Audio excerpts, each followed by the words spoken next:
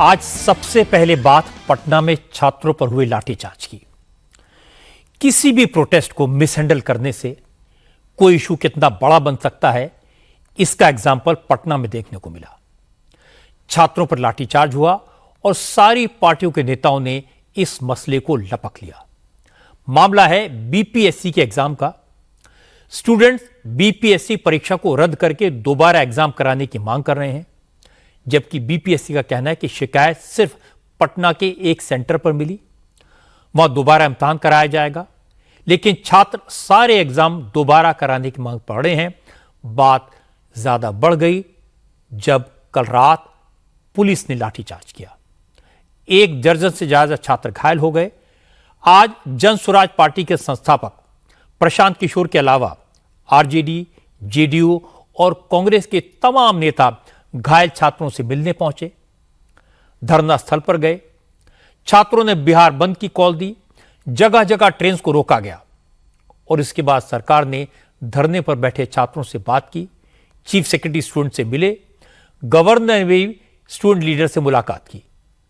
सब ने छात्रों की बात सुनी, लेकिन मांगे पूरी होंगी या नहीं, इसका कोई भरोसा नहीं मिला। इसलिए छात्रों ने फैसला किया आंदोलन जारी रहेगा और इसी बात को लेकर टकराव हो रहा है।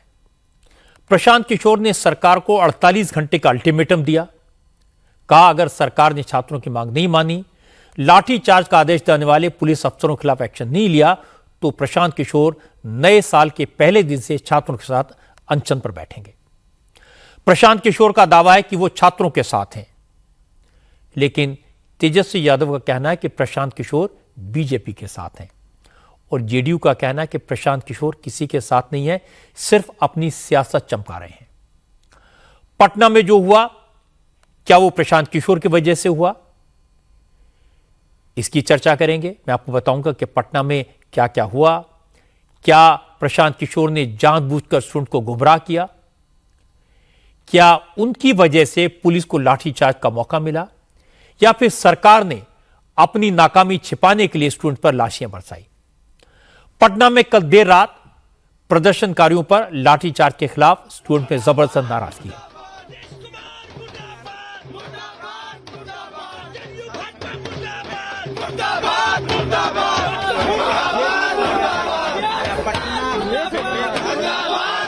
छात्र संगठनों ने आज बिहार बंद की कॉल दी थी, जिसे प्रशांत किशोर की जन स्वराज पार्टी, आरजेडी, कांग्रेस और वामपंथी दलों ने सपोर्ट किया। हालांकि इस बंद का बहुत ज्यादा असर दिखाई नहीं दिया। पटना में कुछ जगहों पर छात्रों ने जाम लगाने की कोशिश भी की और दरभंगा में कुछ जगह ट्रेन रोकी गई। कई पार्टियों के नेता लाठीचार्ज में घायल नेताओं को देखने पहुंचे।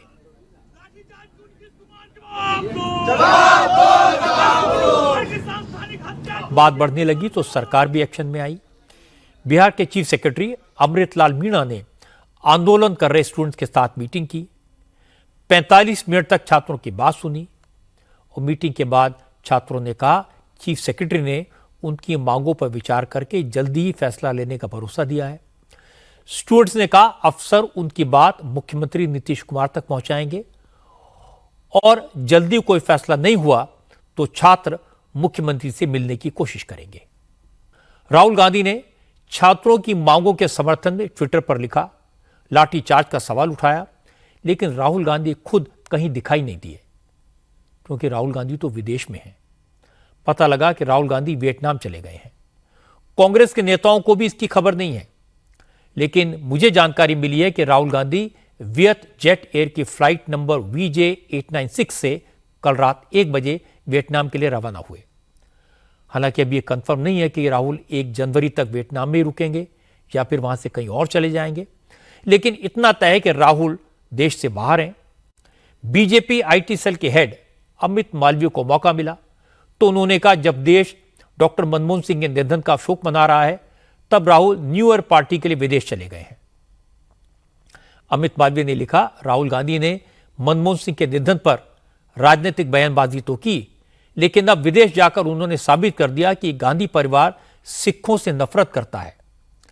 इसके बाद बीजेपी प्रवक्ता शहजाद पूनावाला ने कहा, कांग्रेस और गांधी परिवार ने डॉक्टर मनमोहन सिंह के नाम का इस्तेमाल सिर्फ सियासी फायदे के लिए किया, लेकिन उनके अंतिम संस्कार के बाद राहुल पार्टी करने विदेश चले गए और डॉक्टर मनमोहन सिंह की अस्थियों के विसर्जन के वक्त भी कांग्रेस का कोई नेता नहीं पहुंचा। आज अखिलेश यादव का एक बयान भी खूब चर्चा में रहा। अखिलेश यादव ने कहा, आजकल यूपी में जगह जगह खुदाई चल रही है, शिवलिंग खोजे जा रहे हैं, लेकिन कई लोगों ने उन्हें बताया, उन्हें भी पक्का यकीन है कि चीफ मिनिस्टर हाउस के नीचे भी एक शिवलिंग दबा हुआ है। इसलिए योगी आदित्यनाथ को सबसे पहले चीफ मिनिस्टर हाउस में खुदाई करवानी चाहिए। जब से खुदाई हो रही है, मुझे कुछ याद आ रहा है।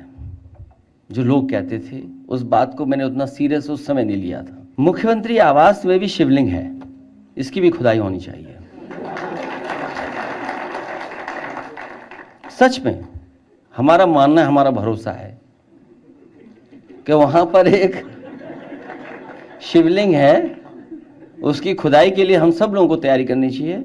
और मैं तो अपने पत्रकार साथियों से कहूंगा कि आप लोग आगे आगे चलो, हम आपके पीछे पीछे चलेंगे। आज अरविंद केजरीवाल ने भी नया सियासी दांव खेला। विधानसभा चुनाव से पहले केजरीवाल ने नई योजना लॉन्च की। ऐलान किया, अगर दिल्ली में फिर से उनकी सरकार बनती है तो मंदिरों के पुजारियों और गुरुद्वारों के ग्रंथियों को हर महीने 18,000 रुपए दिए जाएंगे। केजरीवाल की इस नई स्कीम का नाम है पुजारी ग्रंथी सम्मान योजना। केजरीवाल ने कहा, कल वो हनुमान मंदिर जाएंगे और वहीं से इस स्कीम में रजिस्ट्रेशन की शुरुआत होगी। केजरीवाल ने कहा, उन्हें पूरा यकीन है कि बीजेपी उनकी योजना को रोकने की कोशिश नहीं करेगी। ये देश में पहली बार हो रहा है। आज तक कभी किसी पार्टी, किसी सरकार ने ऐसा नहीं किया। ये पहली बार हो रहा है। जैसे दिल्ली में हमने कई काम पहली बार किए, स्कूल अच्छे किए, पहली बार किए, अस्पताल अच्छे किए, पहली बार किए, महिलाओं के लिए बस यात्रा फ्री करी, पहली बार करी। ऐसे ये पहली बार हो रहा है और मैं उम्मीद करता हूं कि भारतीय जनता पार्टी और कांग्रेस की सरकारें भी इससे सीख के अपने अपने राज्यों के अंदर पुजारियों और ग्रंथियों के सम्मान के लिए ऐसी योजनाएं लागू करेंगी। मेरी भारतीय जनता पार्टी से हाथ जोड़ के विनती है। अब पंजाब के टीचर्स दिल्ली पहुंच गए हैं। वो भी केजरीवाल से पूरी तनख्वाह और पक्की नौकरी की डिमांड कर रहे हैं।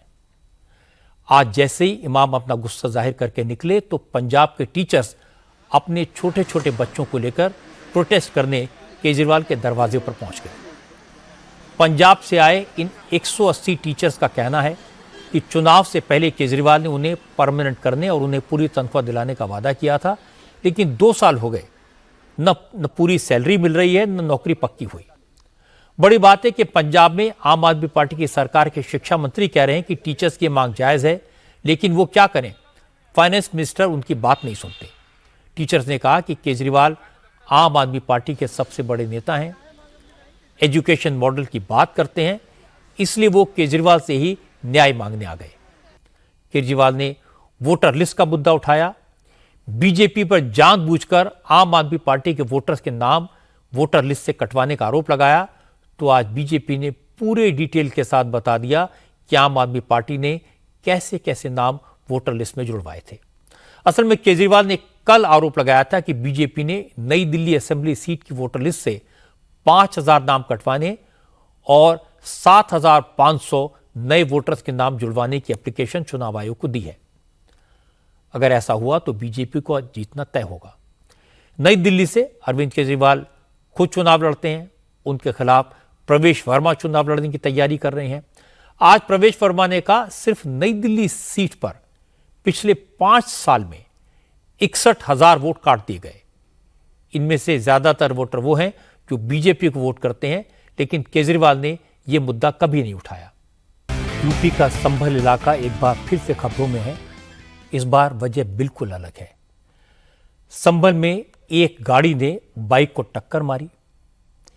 एक्सीडेंट के बाद मोटर बाइक बोलेरो गाड़ी के नीचे फंस गई, लेकिन गाड़ी के ड्राइवर ने ब्रेक लगाने के बजाय गाड़ी की स्पीड और बढ़ा दी। बाइक सवार को करीब 2 किलोमीटर तक गाड़ी के नीचे घसीटते हुए ले गया। बोलेरो गाड़ी सड़क पर तेजी से दौड़ रही थी और उसके नीचे लगातार चिंगारी निकलती रही, लेकिन ड्राइवर ने गाड़ी नहीं रोकी। सड़क पर चल रहे लोगों ने गाड़ी का पीछा किया, उसे रोकने की कोशिश की, लेकिन बोलेरो को ड्राइवर ने करीब 2 किलोमीटर दूर जाने के बाद गाड़ी रोकी और भाग गया। आसपास मौजूद लोग बाइक सवार सुखबीर को हॉस्पिटल ले गए, लेकिन उससे बचाया नहीं जा सका। चलते चलते आपको क्रिकेट की कंट्रोवर्सी के बारे में बता दूं। मेलबर्न में रिकॉर्ड ऑडियंस थी। चौथे टेस्ट में भारत की 184 रन से हार हुई। मैच का फाइनल डे था।